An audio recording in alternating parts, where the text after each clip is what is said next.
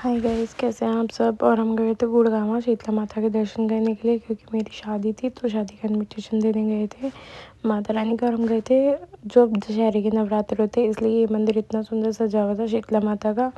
और यहाँ मंदिर में एंट्रेंस कर चुके थे और ये साथ में मेरे भाई भाभी भी गए थे और हम मतलब पूरी फैमिली गए थे दर्शन करने के लिए। फिर वहाँ पर जो भी रिचुअल्स होते हैं दर्शन वगैरह करा हमने वहाँ पर। ये माता रानी का मंदिर देखो कितना सुंदर सज रहा था, बहुत ही प्यारा रूप आ रहा था माता रानी का। फिर वहाँ पर पंडित जी ने मुझे माता रानी के आशीर्वाद में चुन्नी भी दी और मुझे वहाँ से सूट भी मिला था माता रानी का। ये देखो रेड कलर का, ये माता रानी का आशीर्वाद मिला था।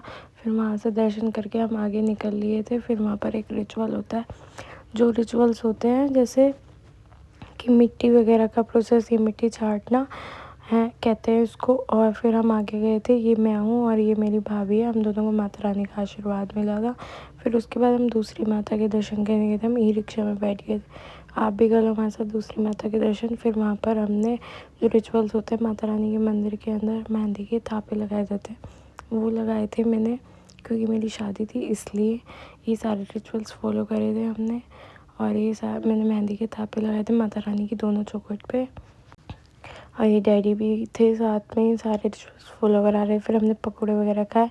फिर हम आगे निकले थे दूसरी माता के दर्शन के लिए, पाथरी वाली माता के। फिर ये मैं गाड़ी में बैठ गए थे, ये भाई बैठा था और हमें वहाँ पर रास्ते में इतनी सारी गाय मिली और उनके सींग भी इतने बड़े बड़े थे। देखो आप, कितने बड़े बड़े सींग, और पूरा रास्ता ब्लॉक कर रखा था इन गाय ने।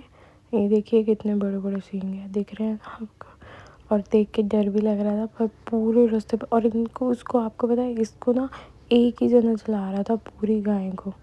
पूरा रास्ता लगता है, दूर से दूर तक आपको ये गाय दिखेंगी पूरे रास्ते पे। और इनको चलाने वाला एक इंसान था जिसको जो मतलब इनको फॉलो करा रहा था अपने साथ साथ।